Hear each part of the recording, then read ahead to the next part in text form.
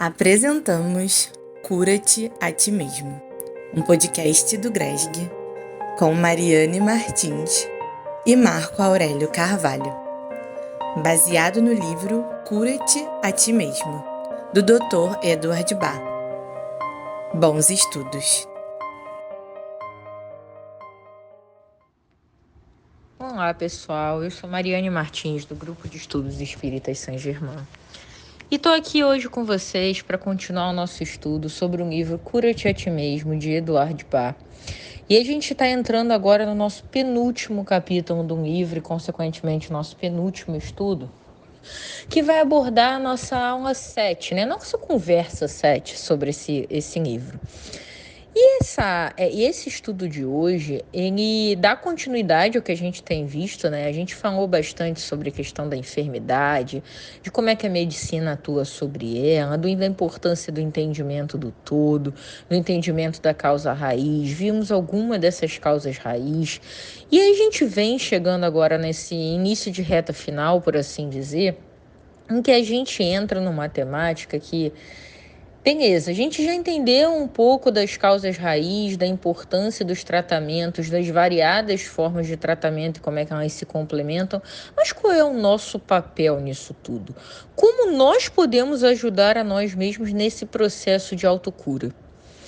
E aí a gente começa a refletir sobre a importância do autoconhecimento, e mais do que só do autoconhecimento, que é extremamente importante, é você se permitir refletir sobre aspectos que estão presentes na sua personalidade, que estão presentes no seu dia a dia, ou seja, de forma resumida, é a aplicação desse autoconhecimento, Porque a gente fala muito do quanto é importante conhecer onde estão as nossas dores, como é que são as nossas reações, como é que as situações, as circunstâncias da vida nos impactam. E esse processo de autoconhecimento, ele demanda muita reflexão. E nessa reflexão, a gente precisa ter um tempo de serenar. E um tempo de serenar tem a ver com a gente escutar dentro da gente aquelas respostas que muitas vezes a gente pede ao universo. Vocês já repararam o quanto a gente empreste nas nossas conversas com Deus? Muitas vezes a gente fica assim, Poxa, eu queria tanto ter a resposta daquela situação, eu queria tanto entender por que eu me sinto assim, eu queria tanto entender o que causa esse efeito em mim, e a gente não para escutar. Muitas vezes a gente tem uma vida tão corrida em que a gente atropela as coisas, fica querendo resolver 1001 problemas, 1001 situações, e a gente não cria o hábito diário de meditar, de ter um momento na nossa prece em que a gente deixa o tempo de escuta. Porque a gente pede para a espiritualidade, pede para Deus orientação, inspiração, mas muitas vezes a gente não para escutar o que está ali, não para se conectar com essa espiritualidade, com essa divindade que a gente tanto pede auxílio. Então, nesse processo de autocura, nesse processo de descobrir como a gente faz parte do nosso processo de restabelecimento, de refazimento, é muito importante a gente aprender a criar o hábito de conversar conosco, de entender aí dentro do nosso coração, da nossa mente, as respostas que a gente sempre pede a Deus. E a partir dessa reflexão, quando uma questão, um vício comportamental, ele é identificado, é muito importante a gente ter um plano de ação. Um plano de ação que não foque na falha, mas que foque na virtude oposta a ser desenvolvida. Eu achei isso muito interessante quando isso foi trazido no livro, porque o que acontece? Muitas vezes, quando um defeito é identificado, uma questão que a gente precisa melhorar identificada, a gente pensa, não posso ser dessa forma. Só que quando a gente pensa que a gente não pode fazer algo, a gente acaba pensando muito mais nesse algo. Quando a gente pensa que a gente não pode ter um determinado comportamento, muitas vezes a nossa mente está muito focada para o comportamento em questão. E o livro faz uma proposta diferente. Quando a gente encontra uma questão, encontra um defeito a ser trabalhado, o foco não é a falha, e sim a virtude que precisa ser desenvolvida, que contrabalanceia esse defeito e, na verdade, impeça a própria existência dele. Como assim impeça, Mariane? E ele traz alguns exemplos. O livro traz o exemplo da crueldade e da compaixão. Se você tem um vício comportamental da crueldade, da falta de consideração para com o outro, uso de palavras e comportamentos agressivos, de posturas que podem trazer prejuízos a terceiros, de todos os aspectos que envolvem a crueldade. Mais do que pensar eu não posso ser cruel, quando você desenvolve a compaixão, quando você se coloca no lugar do outro, quando você passa a ter essa empatia, você não consegue mais praticar a crueldade. Por quê? Porque você está se colocando no lugar daquele que sente o efeito negativo daquela prática e você está sendo empático, você está se colocando no lugar, você está tendo essa compaixão. Então, a partir do momento que você desenvolve a virtude oposta, você não consegue mais ter o mesmo comportamento que outrora você teria.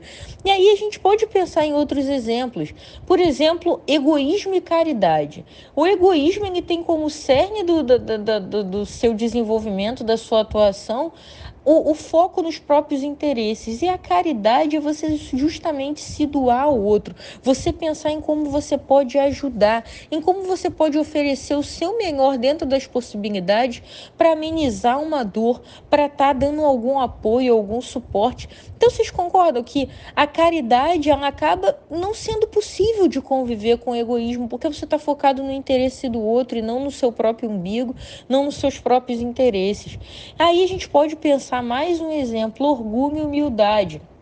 Quando a gente pensa naquele orgulho exacerbado, em se achar superior e não aceitar a crítica, e você pensa na humildade que está aí para servir, que entende que há muito a ser aprendido, que há toda uma imensidão de experiências e aprendizados e que a gente não domina tudo, que a gente não é melhor do que ninguém, que cada um tem seus próprios desafios e os próprios caminhos a trilhar para conseguir evoluir. Quando você tem essa humildade, o orgulho fica amenizado até que ele se distancia, até que ele não faça mais parte de um vício comportamental. Então, essa proposta que o livro traz é uma grande ferramenta para a gente ajudar a nossa própria evolução. Por quê? Porque a gente não está focado no que é feito de errado, mas no que eu preciso fazer de certo, que uma vez desenvolvida aquela virtude, eu não vou mais cometer os mesmos erros e praticar os mesmos equívocos que eu já cometi. E aí o livro continua, né? A gente falou, inclusive, na última aula bastante sobre a questão do materialismo.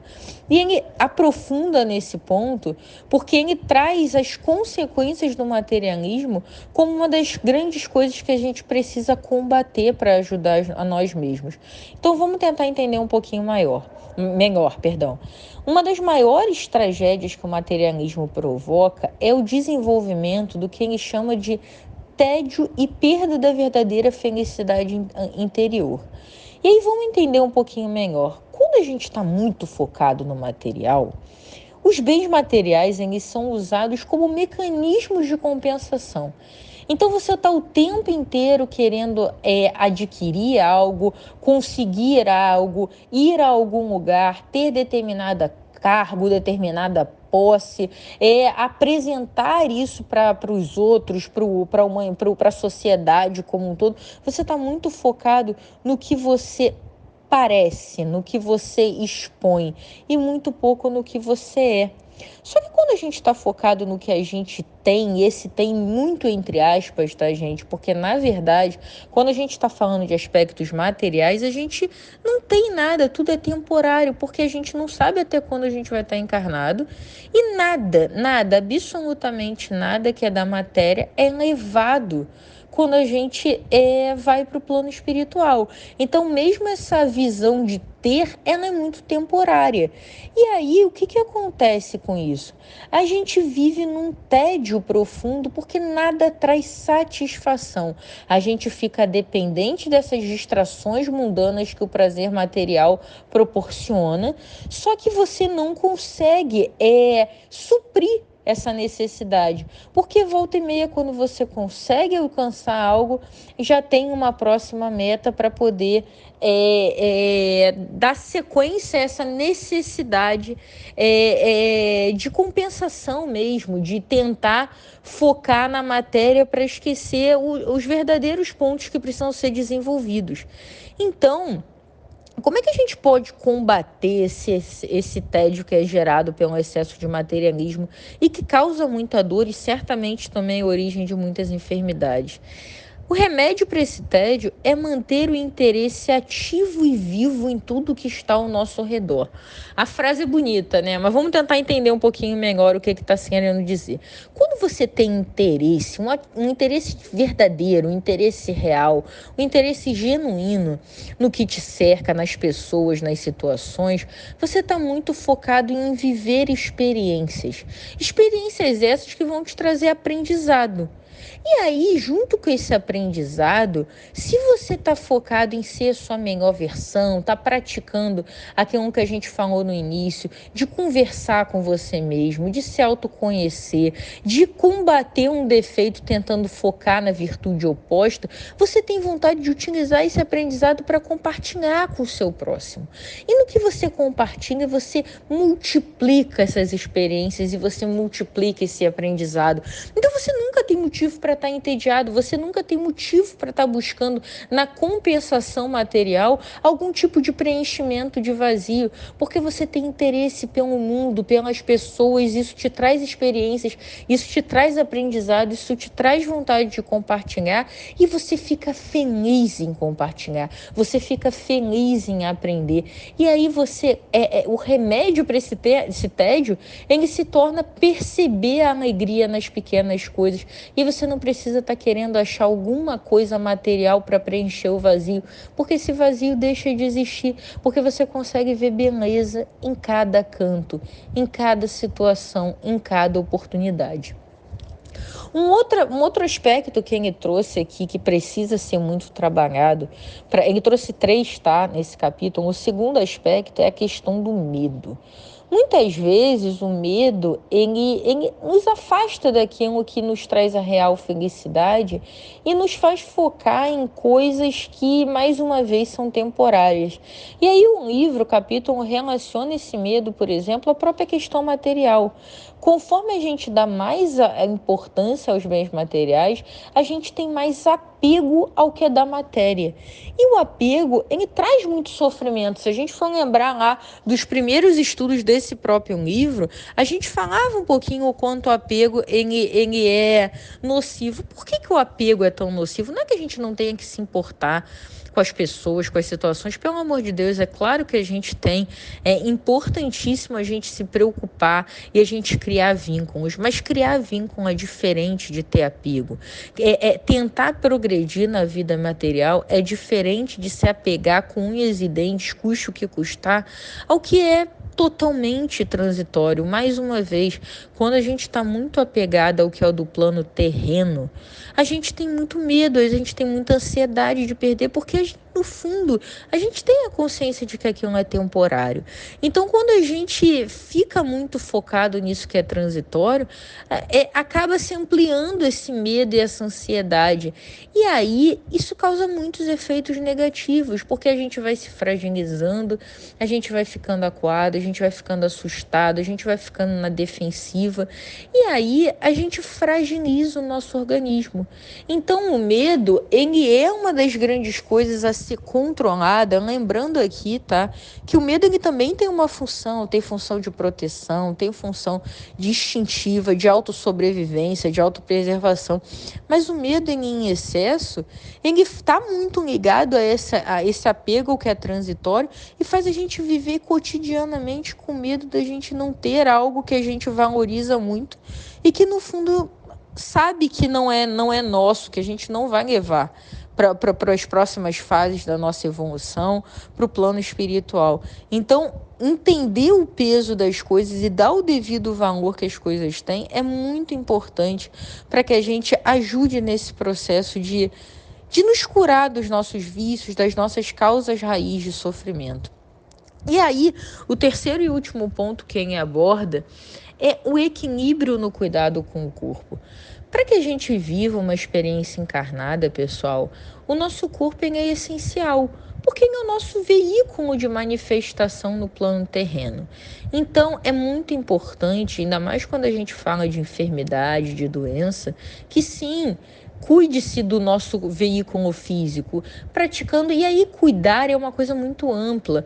Cuidar tá desde a nossa qualidade de sono, tá nas atividades físicas, tá na alimentação, tá naquilo que a gente assiste, tá nas nossas leituras, tá no foco que a gente dá na nossa vida. Quanto peso a gente dá a notícias negativas, quanto peso a gente dá a notícias que espalhem o bem, que tragam boas mensagens. Como é que a gente está dormindo? A gente está dormindo agitado, a gente tem um preparo do nosso ambiente do sono.